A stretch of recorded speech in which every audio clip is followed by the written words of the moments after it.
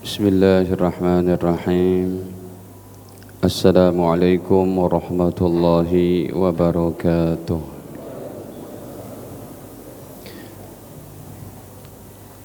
Innal hamdalillah nahmaduhu wa nasta'inuhu wa nastaghfiruh wa na'udzu billahi min shururi anfusina wa sayyiati a'malina. من يهده الله فلا مضل له ومن يضلل فلا هادي له أشهد أن لا إله إلا الله وحده لا شريك له وأشهد أن سيدنا ونبينا محمدا عبده ورسوله لا نبي بعده اللهم صل وسلم على نبينا محمد وعلى آله وصحبه ومن اتبعهم بإحسان إلى يوم القيامة أما بعد.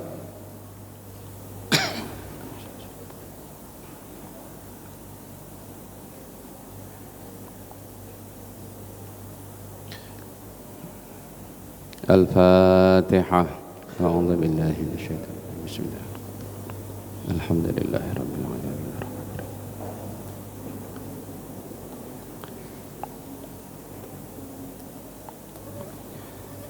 Alhamdulillah, hadirin para jamaah kaum muslimin muslimat yang dirahmati Allah Ta'ala. Puji syukur kepadanya atas segala limpahan nikmatnya kepada kita, terutama sekali nikmat iman, Islam dan sehat afiat. Para jamaah yang dirahmati Allah, kita masih membahas tentang Riyadhus Shalihin jilid ke-1 tentang bab kasih sayang sesama umat Islam, kasih sayang sesama hamba-hamba Allah Ta'ala, cinta karena Allah, peduli karena Allah. Yang mana Nabi bersabda, idza ahabba rajul akhahu, apabila seseorang suka kepada orang lain, dia mencintainya karena Allah, falyukhbirhu annahu yuhibbuh, maka beritahukanlah kalau ia mencintainya karena Allah. Nanti yang dibilang begitu, dia menjawab, ahabbaniyakallahu fima ahbabtani lahu, semoga Allah cintai kamu juga karena kamu menyayangi saya karena Allah.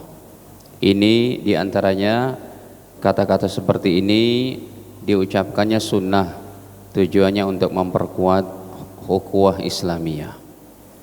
Makanya terdahulu dah kami bahas, tidak boleh seseorang menjadi cacat hubungan kasih sayang di antara umat Islam, sekalipun berbeda madhab, sekalipun berbeda manhaj, sekalipun berbeda kajian, berbeda ormas Islam, karena perbedaan pendapat itu adalah keniscayaan. Sampai di Indonesia yang negara berdasarkan sistem demokrasi, masing-masing boleh membuat ormas itu, ya, asal melapor ke Kementerian Hukum, Kementerian Dalam Negeri gitu. Yang terkenalnya kita ada NU, ada Muhammadiyah, ada Matlaul Anwar, ada Al-Irsyad, ada Persis dan lain-lain.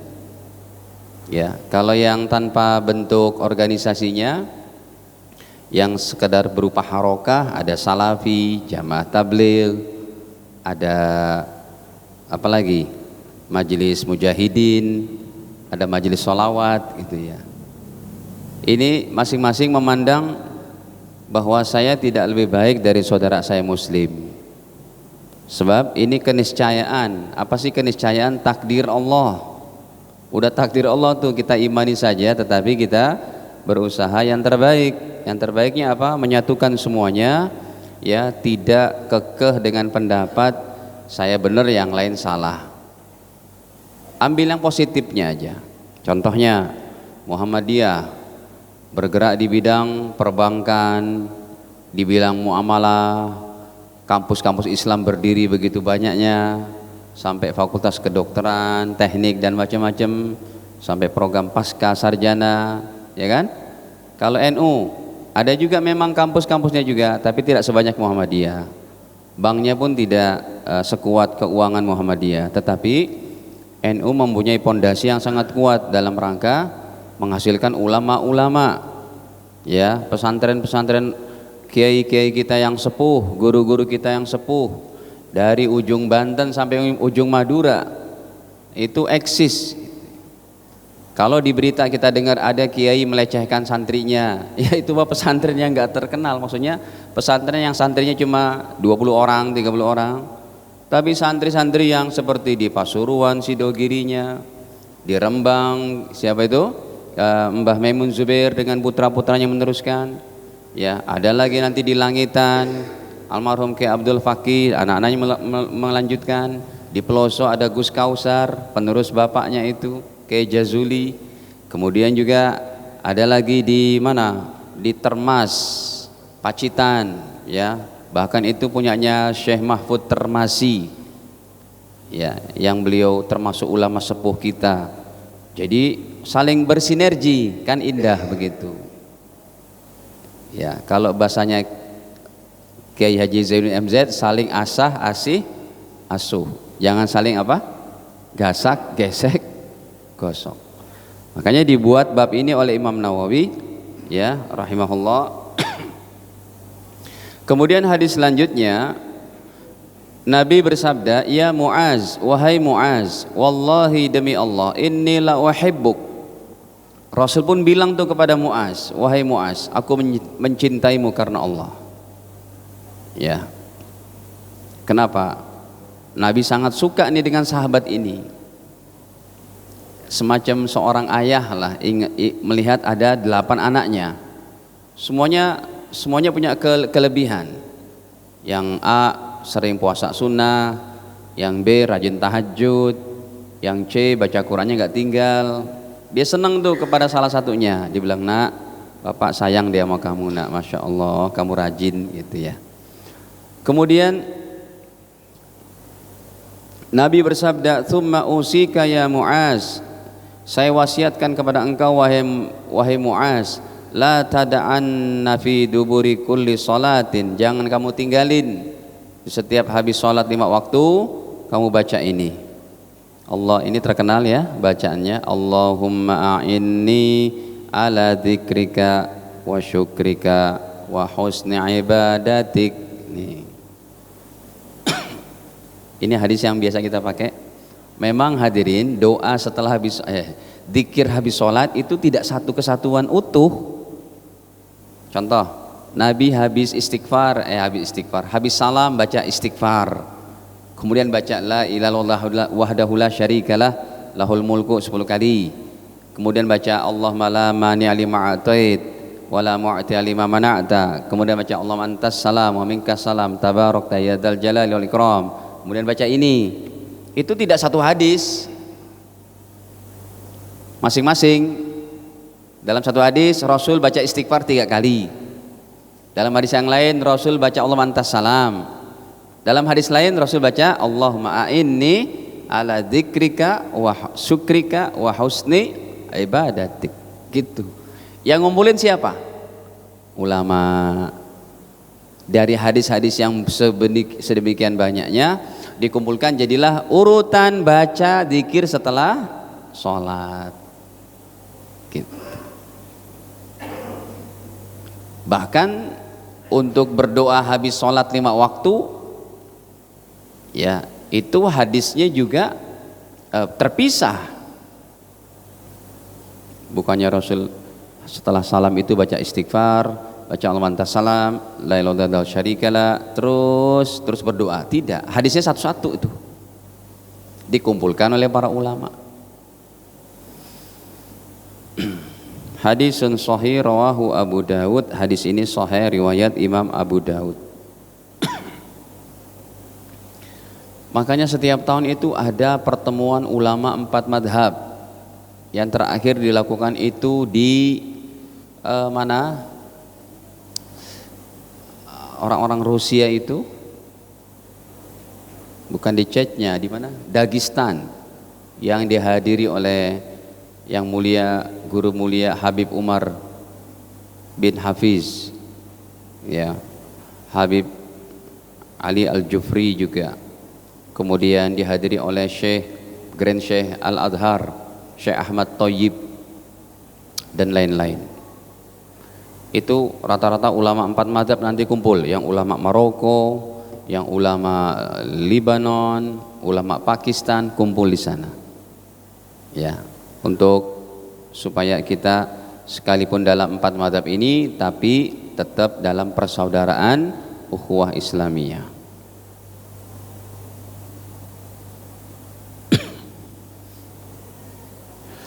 Satu hadis lagi, Rasulullah ada seorang laki-laki di sisi Rasul. Famarra rajulun bih, kemudian lewatlah laki-laki yang lain. Ya. Dia suka nih karena melihat amalnya, dia melihat kesolehannya, dia melihat akhlaknya. Maka laki-laki ini yang bersama Rasul berkata, "Ya Rasulullah, inni la uhibbu hadza." Ya Rasul, saya suka deh sama orang ini. Dari akhlaknya, saya mau dekat dengan dia, mau ngambil faidah, mau belajar gitu. Faqala Nabi SAW, maka Nabi bersabda, "A'alim tahu, kamu udah kasih tahu belum? Ya, supaya nanti dia bisa memberikan faidah kepada kamu, memberikan manfaat akhirat kepada kamu." Ini bukan karena pangkat jabatan, ini karena kesolehan, karena kebaikan akhlak, karena ilmu gitu. Kan emang kita harus pilih-pilih tuh hadirin, memilah-milih teman bergaul ya, karena yang bisa mengeluarkan kita dari neraka itu nanti syafaat dari sahabat kita. Ya. Baik. Qala, maka laki-laki ini menjawab, "Belum ya Rasul." Kasih tahu kata Rasul, "Sana pergi." Falhaqiqahu, dia mendatanginya. "Inni uhibbuka fillah." Ini ucapannya, Mas, Masya Allah, saya suka dia sama kamu karena Allah. Kamu begitu solehnya, mungkin saya bisa dapat manfaat agama dari kamu. Kamu bisa nasihati saya, begitu ya. Maka jawabannya, "Ahabbakalladzi ahbabtani lahu." Semoga Allah juga mencintai kamu karena kamu mencintai saya karena Allah. Ya, ini kasih sayang di antara umat Islam. Tidak ada perpecahan, tidak ada. Ya ini tugas kita semuanya dalam keadaan umat Islam yang tidak mempunyai figur satu. Figurnya masing-masing kita, daerah masing-masing aja tuh, bukan figur sedunia gitu ya. Semoga sih Allah cepat tampilkan tuh figur sedunia, mumpung kita masih ada apa? Teknologi yang ada ini. Mumpung masih ada alat-alat canggih ini.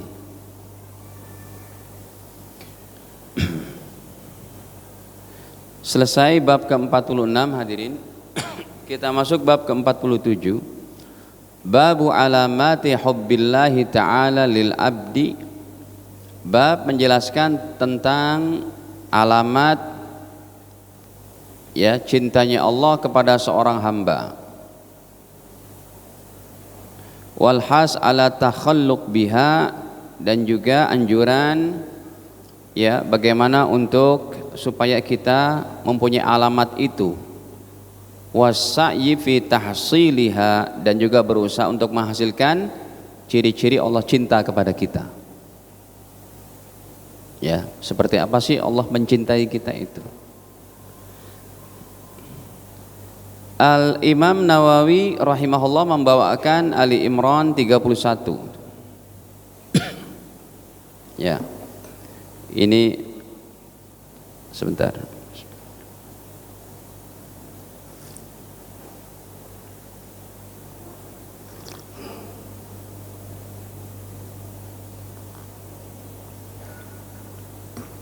Ali Imran 31. Qul in kuntum tuhibbunallah, katakanlah wahai Nabi, apabila kalian cinta kepada Allah, fattabi'uni, maka ikutilah aku. Ikuti Nabi Muhammad. Kalian cinta kepada Allah, kata Allah, ikuti baginda Rasul. Yuhibbukumullah, pasti Allah akan cintai kalian. Wa yaghfir lakum dzunubakum, dan Allah akan hapus dosa-dosa kalian. Wallahu ghafurur rahim, dan Allah Maha Pengampun lagi Maha Penyayang. Ayat ini dibawakan juga oleh Imam Nawawi sebelumnya untuk menghidupkan sunnah Nabi pada bab-bab yang terdahulu, bab ke-7 atau ke-8 ya, dulu udah kita bahas. Jadi kalau kita mau dicintai oleh Allah, diantaranya cintailah baginda Rasul, ikuti Rasul.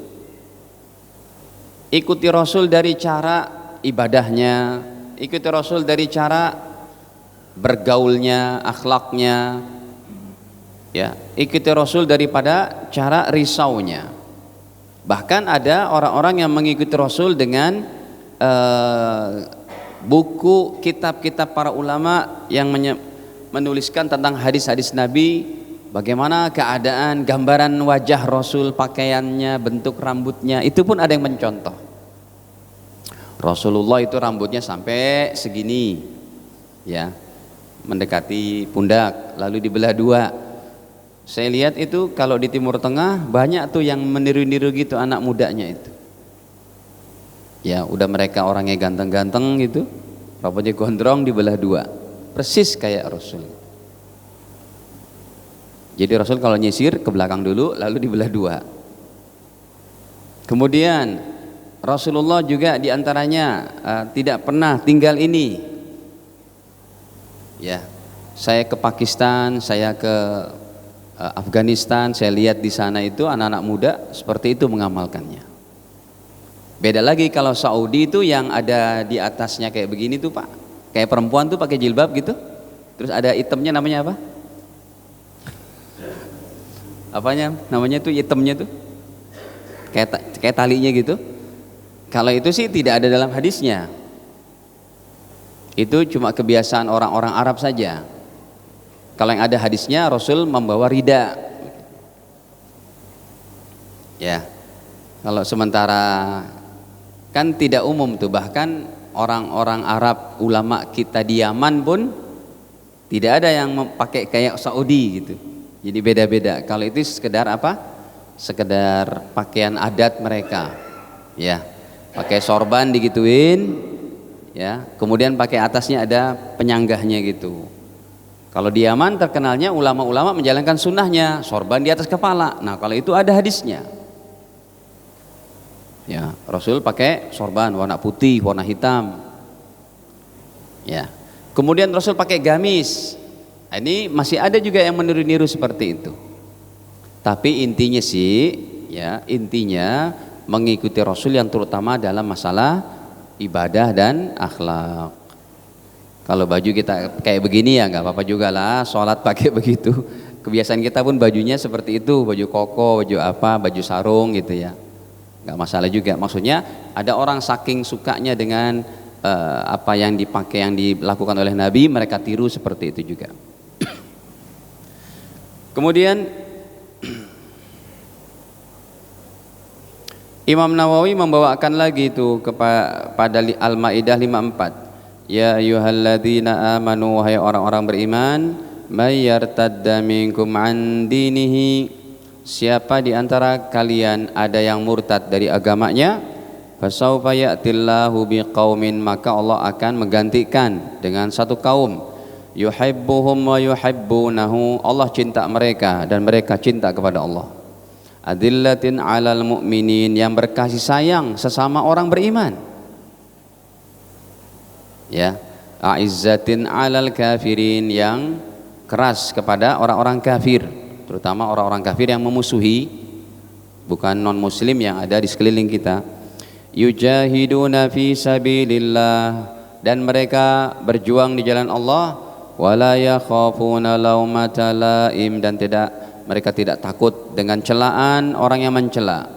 Dzalika fadlullahi yu'tihi man yasha, dan itulah keutamaan yang Allah berikan kepada mereka yang Allah kehendaki. Wallahu wasi'un alim, dan Allah Ta'ala maha luas lagi maha mengetahui. Ayat ini menunjukkan bahwa kalau ada umat Islam yang murtad dari agamanya, ya, udah nggak mau jalankan agama ini lagi, Allah akan gantikan dengan orang-orang yang terbaru yang Allah cinta kepada mereka, mereka cinta kepada Allah, berkasih sayang di antara orang-orang beriman dan keras kepada orang-orang kafir. Bahkan mereka juga berjuang di jalan Allah Subhanahu wa taala. Baik. Hadisnya hadirin dari sahabat Abu Hurairah radhiyallahu anhu qala, beliau berkata, qala Rasulullah sallallahu alaihi wasallam, baginda bersabda, innallaha ta'ala qal, sesungguhnya Allah berfirman. Ini berarti hadis qudsi.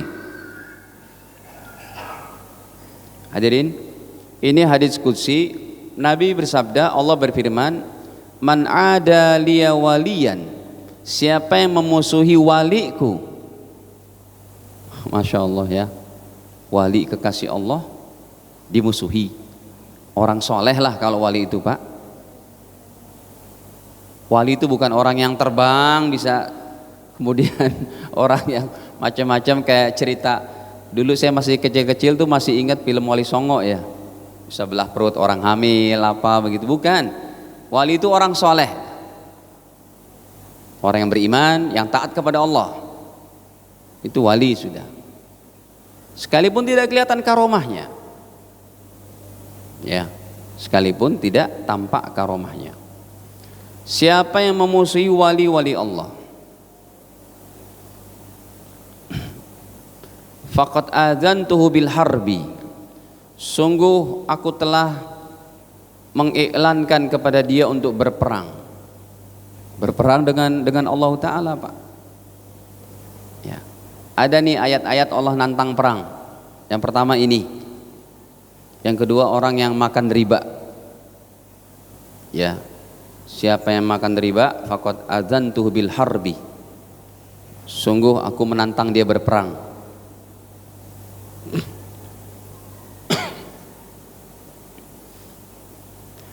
Wa ma taqarraba ilayya 'abdi bi syai'in ahabba ilayya mimma aftaratu alaihi. Tidaklah seorang hamba mendekatkan dirinya kepada aku dengan cara ibadah yang terbaik adalah dia menunaikan kewajiban-kewajiban. Yalah, pasti itu. Hadirin, ada anak seorang ulama terkenal, saya nggak sebut namanya deh, nggak pakai jilbab. Lalu kemarin di podcastnya siapa itu, Denny Sumargo atau siapa gitu, dia bilang jalan menuju ke sorga banyak, nggak mesti pakai jilbab. Bukan begitu. Hadirin, jalan menuju surga banyak setelah Anda menjalankan kewajiban-kewajiban dan meninggalkan larangan-larangan. Pemahaman yang keliru begini, jalan ke surga itu banyak. Datang seorang laki-laki, Pak Ustadz, saya punya anak yatim 100 Pak Ustadz. Saya bilang hebat banget Pak, saya dukung Pak. Betul Ustadz, bahkan karena Allah berikan saya harta berlimpah, saya berniat untuk menyekolahkan mereka sampai S1 minimal. Baik, mohon dijaga Pak nikmat. Betul Pak Ustadz, karena ini jalan ke surga saya. Tapi Pak Ustadz, saya nggak sholat, nggak baca Quran. Ini keliru memahami banyak jalan ke surga. Jadi memahami banyak jalan menuju surga bukan begitu. Jalankan dulu yang basically agama, pokok-pokok usul agama, sholat, puasa, zakat, nutup aurat. Kalau Anda memahami kayak begitu, berarti jalan ke surga saya nggak menutup aurat. Saya bisa sholat, saya bisa zakat, saya bisa yang lain. Tapi menutup aurat itu kewajiban. Tidak ada satu ulama pun yang membolehkan. Ayatnya pun seterang sinar matahari jam 12 siang. Ya, makanya ngaji ilmu itu udah nggak usah macam-macam dengan orang yang berpahaman sekuler, apa tuh, liberal. Ya, ini ayatnya mau diapakan, udah jelas banget. Ngapain pakai dirobah-robah? Merubah ayat itu berbahaya. Bukan kapasitas kita yang kita nggak sampai apalah ilmu umat sekarang apa Pak? Ya, contohnya Gus Baha alim pinter dalam bidang fikihnya, dalam bidang tafsirnya. Tapi belum tentu juga beliau hafal 1000 hadis dengan sanadnya. Ya. Katakanlah Ustadz Adi Hidayat, Qur'annya mateng seperti itu. Tapi belum tentu juga dia mengerti masalah fikih 4 madhab secara menyeluruh. Buktinya dalam satu rekamannya beliau diminta klarifikasi ketika beliau menyatakan nggak ada tuh bacaan apa tuh doa iftitah inni wajjahtu wajhiya, padahal ada gitu. Artinya nggak ada orang yang ilmu sempurna. Yang enak kita udah merujuk masalah hukum ahkam, merujuk ulama kita yang kitabnya ada di sini semua dalam kitab-kitab kita. Dalil tentang jilbab, kewajibannya, jadi Anda menjalankan sholat, surga Anda melalui apa? Sedekah, sholat, oke, tapi jilbab ini wajib. Bisa nyangkut Anda belum bisa masuk surga karena kecuali begini, Bapak Ibu sudah menjalankan kewajiban. Jalan menuju surga itu baru anak saya yang A, si A ini, dia bisanya puasa Senin Kemis, itu istiqomahkan. Sementara sholat, puasa, zakatnya udah diapain? Dilakukan. Yang satu lagi ada teman kita, dia passionnya itu pada tahajud, tapi dia nggak begitu ini banget dalam amalan yang lain, tapi tahajudnya kenceng. Nah, itu kuatkan di situ, istiqomahkan. Ada orang yang nggak bisa tahajud, nggak bisa puasa sunnah, tapi sedekahnya rajin tiap hari. Itu yang diinikan jalan surganya. Tapi usul-usul agama yang basically, yang dasar-dasar udah diapain? Dilakukan. Dalam Al-Ahzab 59 ini, ya ayuhan nabiyyu, wahai nabi, qul li azwajika, katakanlah kepada istri-istrimu, wa banatika, dan kepada putri-putrimu, wa nisa'il mu'minin, dan kepada istri orang-orang beriman, wanita-wanita orang beriman, apa? Yudnina alaihinna min jalabibihin, supaya mereka menurunkan jilbabnya. Jalabib ini jamak dari jilbab, jilbab, jilbabani, jalabib, jamaknya jamak taksir. Ya. Nah, hadirin, enggak usah dipakai alasan yang bawahnya itu, ini sudah jadi hukum baku. Tapi kan alasannya gini loh, dzalika adna ayyu'rafna fala yu'dain. Kalau mereka pakai jilbab enggak diganggu. Lalu dipakai pada hukum sekarang, saya udah nggak diganggu nih, nggak apa-apa nggak pakai jilbab, nggak bisa, sudah jadi hukum baku. Gitu. Baik. Jadi hambaku, kata Allah, yang paling aku cintai, yang dia pertama kali menunaikan kewajiban, sholat, puasa, menutup aurat, zakat, haji, umroh kalau sudah mampu, begitu. Nanti deh amalan tambahannya silakan. Saya kuatnya pada dzikir la ilallah Ustadz 1000 kali, saya pada sholawat, saya pada istighfar, saya baca Quran nggak mau tinggal sehari 1 juz. Nah, itu lakukan. Itu jalan ke surga kita, bukan jalan ke surga mencacati kewajiban-kewajiban. Wa ma yazalu abdi yataqarrab ilayya bin nawafil, dan senantiasa apabila hambaku dia istiqomah menjalankan yang sunnah-sunnah, hatta uhibbahu, maka aku cintai dia. Yang wajib udah tuh, Allah nih yang ngajarin, jalan ke surga kamu tunaikan yang wajib, baru tuh yang sunnah-sunnah, baru ya cintaku akan bertambah kepada kamu itu. Karena juga kalau Bapak Ibu menjalankan yang wajib aja, kayak tadi tuh sholat maghrib nggak badiah, nggak qobliyah, kan kayak kurang juga pahalanya, gitu ya. Yang wajib aja sholat isya, sholat subuh, makanya digalakkan lagi tuh kata Allah, ayo yang sunnahnya juga. Fa idza ahbabtuhu, maka apabila aku sudah mencintai dia, apa janji Allah? Kuntu sam'ahu alladhi yasma'u bih, saya adalah telinganya yang dia pakai mendengar. Artinya pendengarannya ada dalam handle Allah Ta'ala, dalam kontrol Allah Ta'ala, dijaga pendengarannya. Wa basarahu alladhi yubsiru bihi, ya, dan Allah yang mengendalikan pandangannya. Pandangannya selalu pandangan yang membawa kepada ridha Allah. Wa yadahu allati yubtishu biha, tangannya juga yang menjamah, yang dia gerakkan itu dengan, yaitu handle Allah Ta'ala, dijaga dari perkara-perkara yang tidak baik. Wa rijlahu allati yamshi biha, dan kakinya yang dia pakai untuk melangkah. Gara-gara dia menjalankan yang wajib, yang sunnah dijalankan, pandangannya, pendengarannya, tangannya, kakinya dijaga oleh Allah. Itu namanya wali Allah. Ya, enggak berbuat dosa. Jadi hadirin, pemahaman wali Allah bukan yang aneh-aneh ya Pak. Wali Allah adalah orang yang tidak berbuat dosa, takwa dan tidak berbuat dosa. Kalau kata Gus Baha itu, hidup ini simple, dah jalankan kewajiban, sama satu lagi, jangan buat dosa katanya gitu. Itulah kesempurnaan agama. Ada di beberapa masjid saya lagi bahas masalah 70 dosa besar. Ya, jangan sampai kita melakukannya daripada 70 dosa besar. Itu pun wajib diketahui. Wa in sa'alani a'taituhu. Kalau orangnya udah kayak begitu, udah aku cintai, apa yang diminta aku beri. Wala in ista'adzani, dan kalau dia minta perlindungan, aku la u'idzannahu, pasti aku lindungi dia. Nah, ini hadirin janji Allah kepada kekasih Allah Ta'ala. Jadi alamat Allah cinta kepadanya, jalankan yang wajib, terus dihiasi lagi dengan yang sunnah. Kan kita nggak bisa Pak memperbanyak sholat subuh, emang boleh?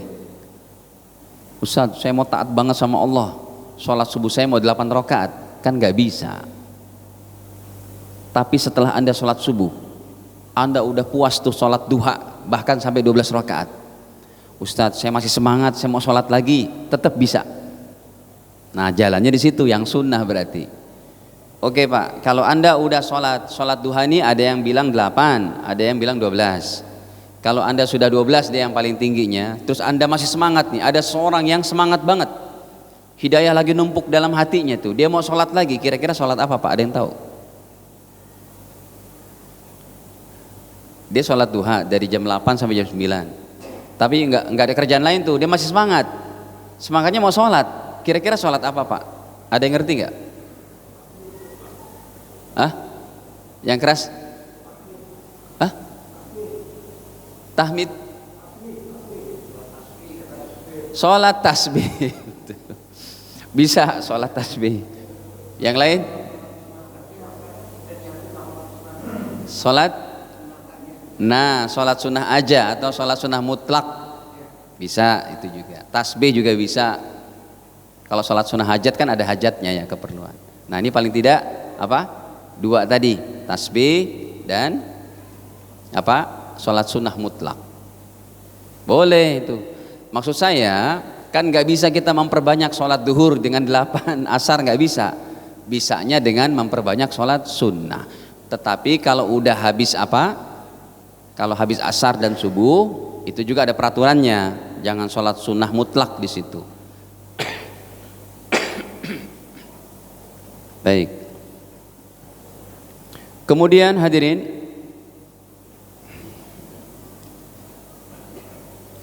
Nabi bersabda, masih dari sahabat Abu Hurairah, "Idza ahabballahu ta'ala al-'abda", apabila Allah mencintai seorang hamba, nada Jibril, maka malaikat Jibril memanggil, menyeru, "Innallaha ta'ala yuhibbu fulanan", sesungguhnya Allah Ta'ala cinta kepada si fulan, kepada si hamba. Fa ahbibhu, maka cintailah dia wahai para malaikat. Ya, malaikat Jibril nih yang mengiklankan, sesungguhnya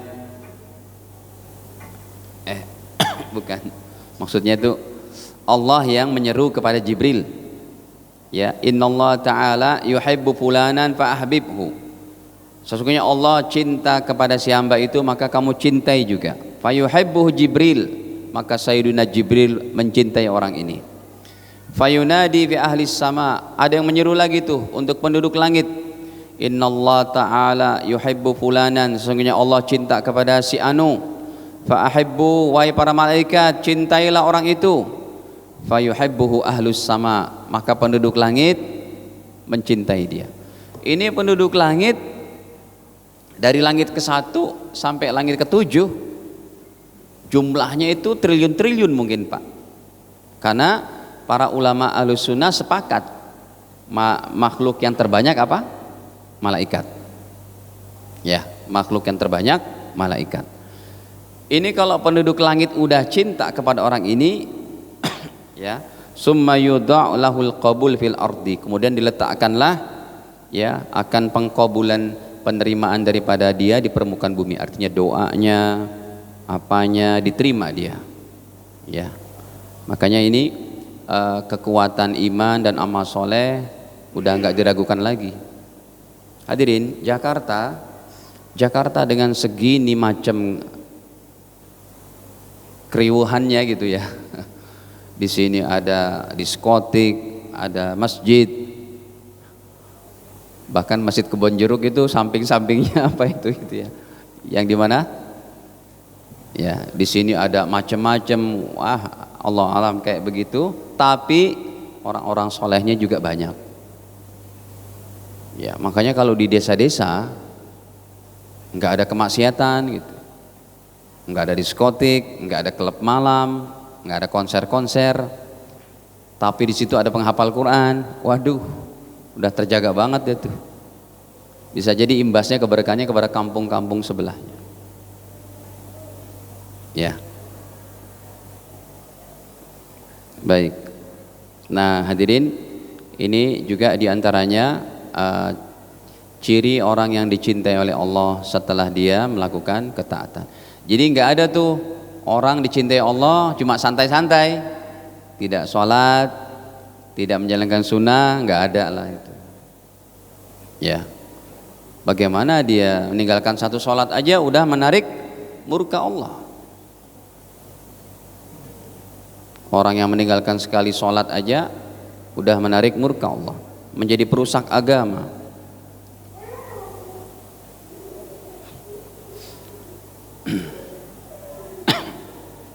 Ini sama kayak tadi juga tuh ya lafadznya.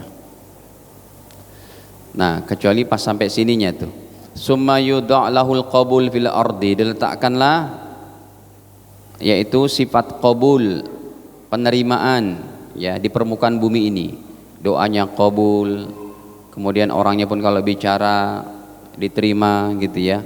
Wa idza abghada 'abdan da'a Jibril, kalau Allah membenci kepada seorang hamba, maka Allah juga memanggil kepada Jibril, fayaqul inni ubghid fulanan fa'abghidhu, wahai Jibril, sesungguhnya aku benci kepada si anu, maka bencilah kamu juga kepada orang itu.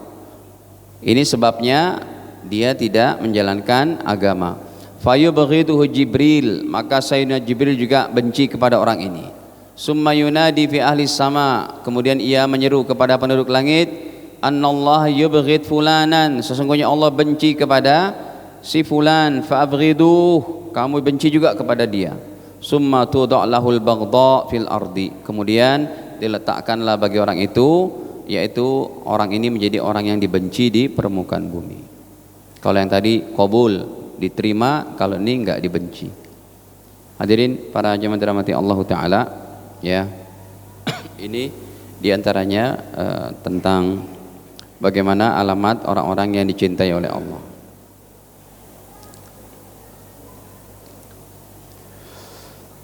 Berapa menit lagi?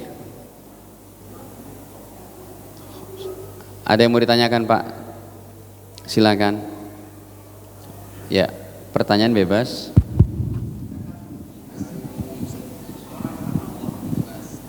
Ya, maaf Ustaz. Sebelumnya Assalamualaikum warahmatullahi wabarakatuh. Maaf. Kita kan mencintai seseorang karena Allah dan sayang kita kepada seseorang karena Allah.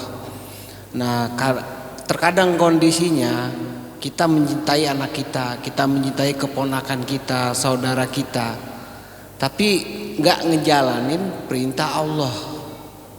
Nah, kita kan sayang nih, kita cinta dan kita mengingatkan. Nah, itu bagaimana? Apakah kita harus membencinya atau memberinya jalan keluar? Di satu sisi kan kita cinta karena Allah, tapi di lain sisi ini ikatan. Itu bagaimana Ustaz? mohon bantuannya. Ya. Hadirin, ada dua perkara yang seakan kontradiksi. Saya cinta kepada Allah karena Dia anak kita. Yang satu lagi, anak kita sebenarnya nggak taat. Ya, itu seperti apa?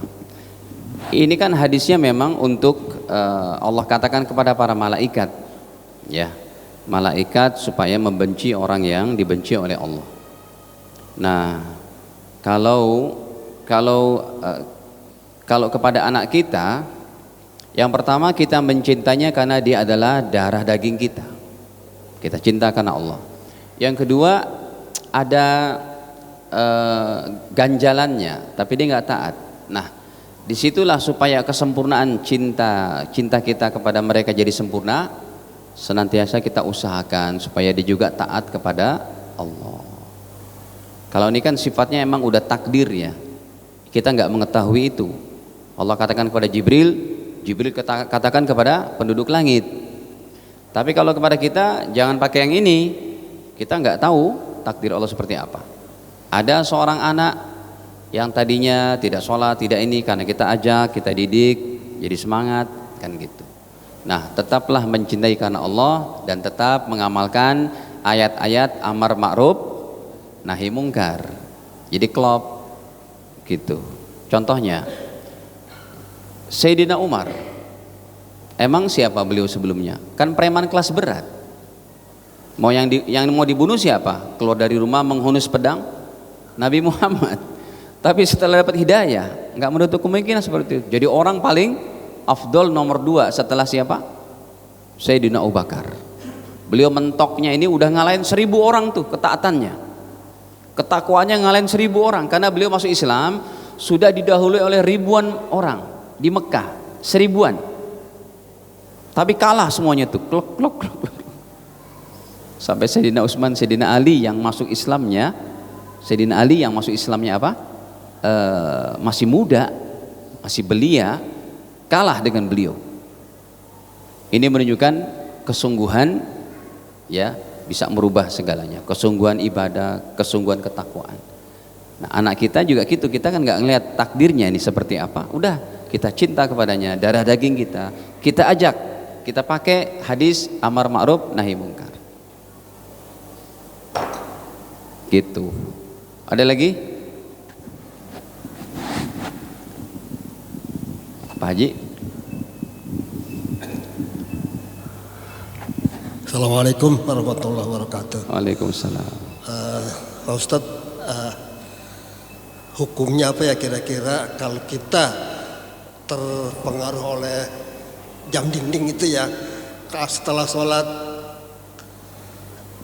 tahajud kita melihat wah masih ada waktu nih 10 menit kira-kira untuk melakukan sholat witir.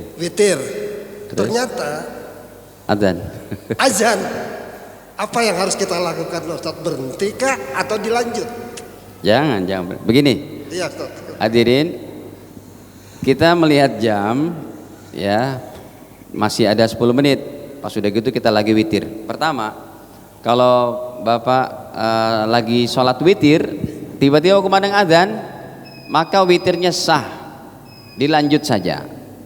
Yang kedua, wah masih ada 10 menit nih, baru mau takbir witir, Allahu Akbar, berarti sholat witir waktunya udah habis, maka tetap sholatkan, tapi niatnya kodok, ya, niatnya kodok witir. Saat itu juga, kan di rumah tuh, nggak usah nunggu azan selesai, astagfirullah, witirnya udah masuk, azan subuh udah masuk, ya udah, usolli sunnatal witri qadaan, Allahu Akbar, 3 rakaat, 1 rakaat juga boleh.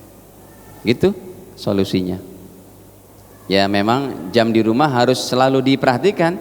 Yang repot itu jam masjid. Yang repot lagi pas waktu buka Ramadan. Ya, muadzinnya nyangka, oh udah lewat nih waktunya, dia adzan, ternyata di rumah warga masih kurang 10 menit, itu repot itu. Harus diperhatikan selalu.